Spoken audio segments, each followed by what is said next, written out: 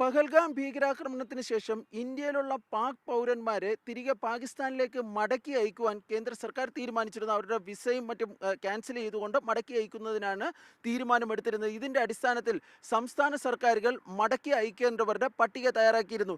ഇതിൽ കശ്മീർ സർക്കാർ തയ്യാറാക്കിയ പട്ടികയിലെ ഒരു പേര് വലിയ പ്രാധാന്യം നേടിയിരുന്നു. ബാരാമുള്ളയിലുള്ള ഷമീമ അക്തർ എന്ന സ്ത്രീയെ തിരിച്ചയക്കുന്നതാണ് വലിയ ചർച്ചയായത്.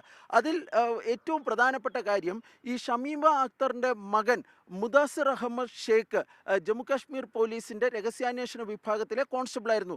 2022 ഭീകരാക്രമണത്തിൽ ഈ മുദാസിർ അഹമ്മദ് ഷേഖ് കൊല്ലപ്പെടുകയും ചെയ്തിരുന്നു. തുടർന്ന് രാജ്യം ഈ മരണാനന്തര ബഹുമതിയായി ശൗര്യചക്ര നൽകി ഈ മുദാസിർ അഹമ്മദ് ഷേഖിൻ്റെ ഈ സേവനത്തെ ആദരിക്കുകയും ചെയ്തിരുന്നു.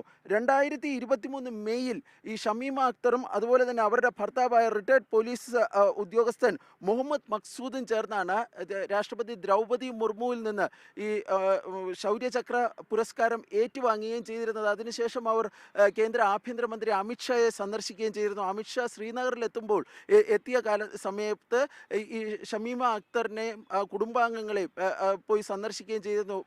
ജമ്മു കാശ്മീർ ലഫ്റ്റനന്റ് ഗവർണർ മനോജ് സിൻഹയും അവരെ സന്ദർശിക്കുകയും ചെയ്തിരുന്നു. ഇങ്ങനെ ശൗര്യചക്ര നൽകി രാജ്യം ആദരിച്ച ഒരു പോലീസ് കോൺസ്റ്റബിളിൻ്റെ അമ്മയെ തിരികെ ഈ പാകിസ്ഥാനിലേക്ക് മടക്കി അയക്കുന്നത്, അവർ പാക് പൗരയാണെന്ന് കാണിച്ചുകൊണ്ട് അല്ലെങ്കിൽ ചൂണ്ടിക്കാണിച്ചുകൊണ്ട് മടക്കി അയക്കുന്നതിനെതിരെ വലിയ തോതിലുള്ള വിമർശനങ്ങളും മറ്റും ഉയർന്നിരുന്നു. ഇതിനിടയിലാണ് ഇപ്പോൾ ഈ സർക്കാർ ബാരാമുള്ള പോലീസ് ഒരു വിശദീകരണം ഇറക്കിയിരിക്കുന്നത്. ആ വിശദീകരണത്തിൽ പറഞ്ഞിരിക്കുന്നത്, ഈ ഷമീമ അക്തറിനെ തിരിച്ചയക്കുന്നു എന്ന വാർത്ത അസത്യമാണ്, അസംബന്ധമാണ്, അതുപോലെ തന്നെ അതൊരു വ്യാജ വാർത്തയാണ്. സമൂഹ മാധ്യമങ്ങളിലൊക്കെ അത് പ്രചരിപ്പിക്കുന്നത് തെറ്റാണ് എന്നാണ് പറഞ്ഞിരിക്കുന്നത്. കാരണം അങ്ങനെ ഷമീമ അക്തറിനെ തിരിച്ചയക്കുവാൻ വേണ്ടി പോലീസോ അല്ലെങ്കിൽ ജമ്മു കാശ്മീർ സർക്കാരോ ഒന്നും തീരുമാനിച്ചിട്ടില്ല എന്നാണ് ഇപ്പോൾ ബാരാമുള്ള പോലീസ് പറയുകയും ചെയ്യുന്നത്.